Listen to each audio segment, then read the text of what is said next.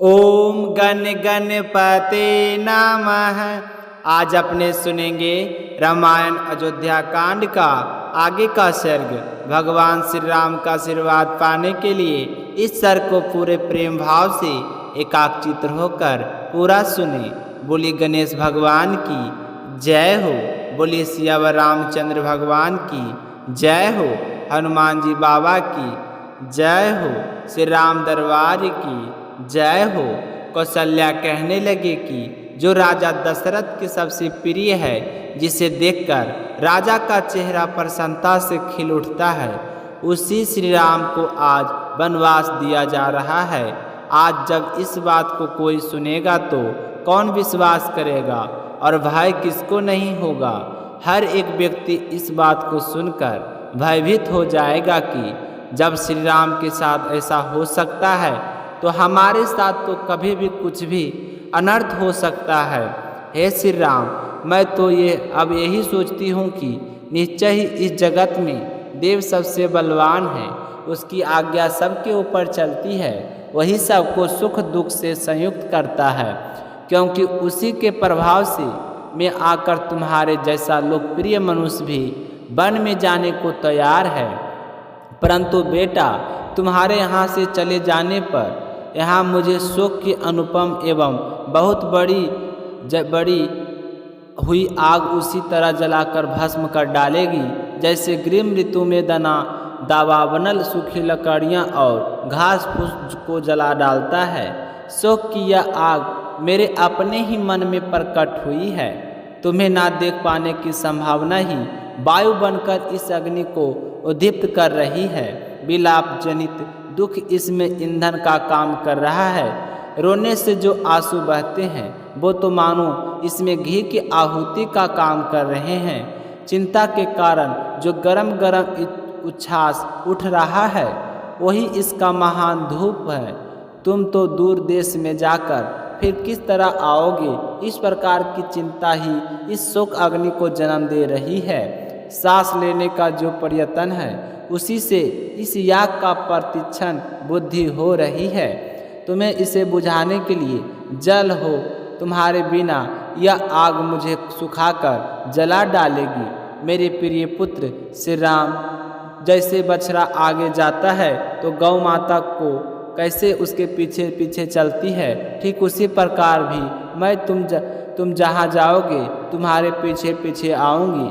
मेरे प्यारे पुत्र श्री राम, मैं तुम्हारे बिना एक क्षण भी नहीं रह सकती। इस तरह कहती हुई कौशल्या आंसू बहाने लगी तो अपनी माँ के आंसू पोंछते हुए श्री राम ने अत्यंत दुख में डूबी हुई अपनी माँ से कहा कि हे माँ, कैकेयी ने राजा के साथ धोखा दिया है।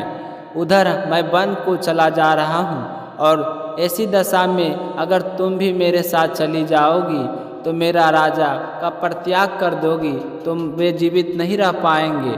मैं तो चाहता हूँ कि तुम यहीं पर रुको। मेरा पति का परित्याग नारी के लिए बड़ा ही क्रूरपूर्ण कर्म है। सत्पुरुषों ने इस बात की बहुत निंदा की है, अतः तुम्हें ऐसी बात कभी भी अपने मन में नहीं लानी चाहिए। मेरे पिता महाराज दशरथ जब तक जीवित हैं, जब तक आप उनकी सेवा कर रही हो, पति की सेवा ही स्त्री के लिए सनातन धर्म है। तो यह माता, मैं यही का आशा करता हूँ कि आप अपने धर्म का पालन करेंगे, ना कि मेरे साथ जाकर अपने धर्म से मुक्त मोड़ेंगे। तो श्री राम के ऐसा कहने पर शुभ कर्मों पर दृष्टि रखने वाली माता कौशल्या बहुत ही प्रसन्न हुई और श्री राम से कहने लगी कि अच्छा बेटा, जैसी तुम्हारी इच्छा है वह ऐसा ही करूँगी। तो अपनी माँ कौशल्या के इस प्रकार के वचन सुनकर अपनी दुख में पड़ी हुई माता से पुनः कहा कि हे माता, पिताजी का आज्ञा का पालन मेरा और तुम्हारा दोनों का कर्तव्य है, क्योंकि राजा हम लोगों के स्वामी हैं, श्रेष्ठ गुरु हैं, ईश्वर हैं एवं हमारे प्रभु हैं। तुम मेरी चिंता मत करो। मैं तो इन 14 वर्षों में विशाल वन में घूमकर फिर लौट आऊँगा और फिर तुम्हारे पास ही रहकर तुम्हारी आज्ञा का पालन करूँगा। श्री राम के ऐसा कहने पर कौशल्या के मुख पर पुनः आंसुओं की धारा बह चली और उस समय वह अत्यंत दुखी होकर अपने प्यारे पुत्र से कहने लगी कि बेटा राम, तुम बात तो सही कह रहे हो, पर मैं अब इन सोतों के बीच में नहीं रह सकती। यदि पिता की आज्ञा का पालन करने की इच्छा तो तुमने वन में जाने का निश्चय कर लिया है, तो मुझे भी वनवासी हिरनी की तरह सांस ले चलो। यह कहकर माता कौशल्या जोर जोर से रोने लगी। तो अपनी माता के रोते हुए देखकर श्री राम के भी सब्र का बांध टूट गया और वह जोर से रोने लगे और रोते हुए बड़े ही दुखी स्वर में अपनी माँ से कहने लगी कि माँ, स्त्री के जीते जी उसका पति ही उसके लिए देवता है, ईश्वर होता है। अतः महाराज तुम्हारे और मेरे दोनों के प्रभु हैं। हे माँ, तुम मेरे साथ नहीं जा सकती। तुम इस तरह रोककर मुझे कमज़ोर कर रही हो। इस समय श्री राम के सब्र का बांध टूट चुका था। इतने समय से उन्होंने अपने दुख को अंदर ही दबा रखा था। अब वह बुरी तरह से व्याकुल होकर अपनी माँ के गले मिलाकर जोर जोर से रोने लगे और कहने लगी कि माँ, वन में तो जाना होगा, क्योंकि मैं पिता की आज्ञा से विमुख नहीं हो सकता। आज तक मुझे याद नहीं है कि मैंने ऐसा कोई कार्य किया है जो महाराज के विरुद्ध हो, तो मैं आज ऐसा कैसे कर सकता हूँ। एक राज में मोह में पड़कर मैं अपने पिता धर्म को भूल जाऊँ, ऐसा नहीं हो सकता।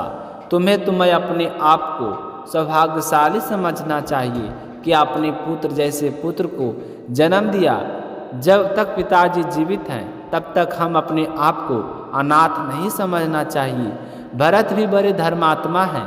वे समस्त प्राणियों के प्रति प्रिय वचन बोलने वाले और सदा ही धर्म में तत्पर रहने वाले हैं। हे माँ, आप चिंता मत करिए, भरत को अपना पुत्र ही समझिए। वह मेरी तरह ही तुम्हारी खूब सेवा करेगा। मेरे चले जाने पर महाराज को बहुत दुख होगा, यह मैं कहता हूँ, तो उनका खूब ख्याल रखना, ताकि उन्हें पुत्र शोक के कारण कोई कष्ट ना हो। तुम हमेशा उनकी सेवा करना और उनके चेहरे पर कोई दुख के भाव मत आने देना, कहीं वह अत्यधिक दुख के कारण जीवन लीला ही समाप्त न कर डाले। जैसे ही संभव हो तुम हमेशा सावधान रहकर मेरे बूढ़े पिता के हित साधन में लगी रहना, क्योंकि मैं जानता हूँ कि मेरे पिताजी जानबूझकर ऐसा कुछ नहीं किया। मैं तो हमेशा उनका प्रिय था और प्रिय ही रहूँगा। जो कुछ हो रहा है उसके लिए मेरा पिताजी को दोष मत देना। जब तक तुम उनके साथ हो उन्हें कुछ नहीं हो सकता। अगर आपने उनका साथ छोड़ दिया तो निश्चय ही उस दिन उनकी ज़िंदगी का अंतिम दिन होगा। तो बोलिए सियावर रामचंद्र भगवान की जय हो। आगे क्या हुआ सुनेंगे कल के सर्ग में। तो इसी के साथ एक छोटी सी कहानी और सुनेंगे गणेश गजानंद की। बोलिए गणेश गजानंद की जय हो। एक समय की बात है, बूढ़ी माई के घर के पास एक सेठ जी का मकान बन रहा था। तब बूढ़ी माई मकान बनाने वाले मिस्त्री के पास जाकर बोली कि बेटा, मुझे पत्थर की मूर्ति बना दे। मैं गणेश जी की पूजा करती हूँ, मिट्टी का गणेश जी बनाती हूँ, पानी लगते ही वह तो गल जाता है। तो मैं तो बूढ़ी हो चली हूँ, मुझसे रोजाना गणेश जी की नहीं बनाया जाता है। इसलिए बेटा, तू मेरे लिए एक पत्थर का गणेश जी बना दे। गणेश भगवान तेरी सारी मनोकामनाएं पूर्ण करेंगे। तो बूढ़ी माई की बात सुनकर मिस्त्री बोला कि हम तुम्हारे लिए मूर्ति गढ़ेंगे, उतनी देर में तो हम अपनी दीवार बना लेंगे। हमारे पास इतना समय नहीं है कि सेठ जी का काम बीच में छोड़कर हम तुम्हारे लिए मूर्ति बनाएं। तो यह सुनते ही बूढ़ी माई को बड़ा ही दुख हुआ और वह मन ही मन कहने लगी कि भगवान करे तुम्हारी यह दीवार कभी ना बने। यह कहकर बूढ़ी अम्मा अपने घर चली गई और मिस्त्री और मजदूर दीवार बनाने में लग गई।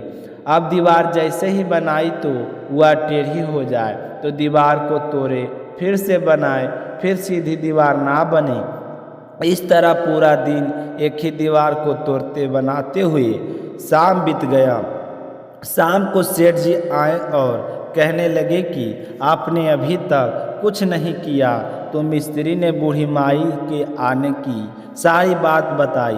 तो सेठ जी ने सुनकर बूढ़ी माई के पास गए और प्रणाम करके कहने लगे कि माँ जी, आप आशीर्वाद दो कि मेरा मकान जल्दी से बन जाए।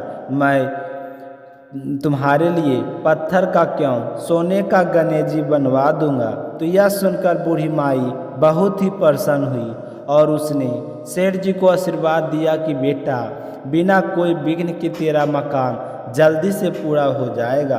तो सेठ जी ने आकर देखा कि टेढ़ी दीवार थी वह बिल्कुल सीधी हो गई थी।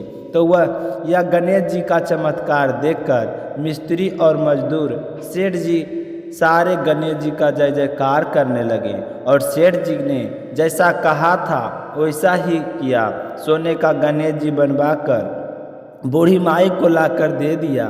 तो यह देखकर बूढ़ी अम्मा बहुत ही प्रसन्न हुई और सेठ जी के ढेरों दुआएं देने लगी।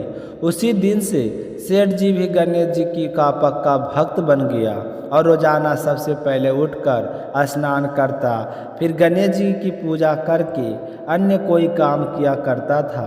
तो गणेश जी की आशीर्वाद से सेठ जी दिन चुगनी रात चौगुनी तरक्की करने लगे। बोलिए गणेश जी भगवान की जय हो।